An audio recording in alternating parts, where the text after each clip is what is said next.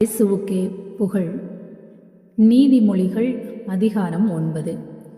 ஞானம் தனக்கு ஒரு வீட்டை கட்டியிருக்கின்றது, அதற்கென 7 தூண்களை செதுக்கியிருக்கின்றது. அது தன் பழி விலங்குகளை கொன்று திராட்சை ரசத்தில் இன்சுவை சேர்த்து விருந்து ஒன்றிற்கு ஏற்பாடு செய்தது. தன் தோழிகளை அனுப்பி வைத்தது. நகரின் உயரமான இடங்களில் நின்று, அறியா பிள்ளைகளே இங்கே வாருங்கள் என்று அறிவிக்க செய்தது. மதிகேடருக்கு அழைப்பு விடுத்தது.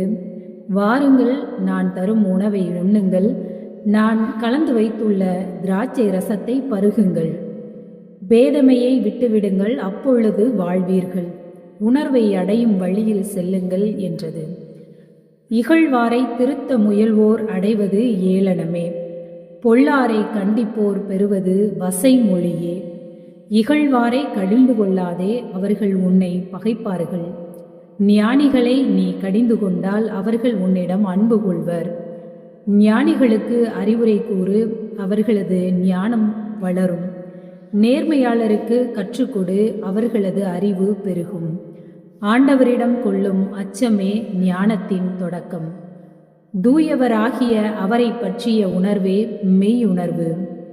என்னால் உன் வாழ்நாள்கள் மிகும், உன் ஆயுட்காலம் நீடிக்கும். நீங்கள் ஞானிகளாயிருந்தால் அதனால் வரும் பயன் உங்களுக்கே உரியதாகும்.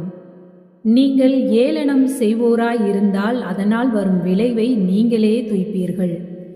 மதிகேடு என்பதை வாயாடியான அறிவில்லாத எதற்கும் கவலைப்படாத ஒரு பெண்ணுக்கு ஒப்பிடலாம்.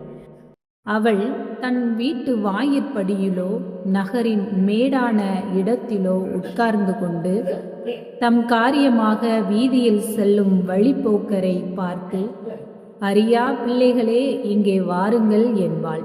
மதிகேடரை பார்த்து, திருடின தண்ணீரே இனிமை மிகுந்தது, வஞ்சித்து பெற்ற உணவே இன்சுவை தருவது என்பாள். அந்த ஆள்களோ அங்கே செல்வோர் உயிரை இழப்பர் என்பதை அறியார். அவளுடைய விருந்தினர் பாதாளத்தில் கிடக்கின்றனர் என்பது அவர்களுக்கு தெரியாது. ஆமென்.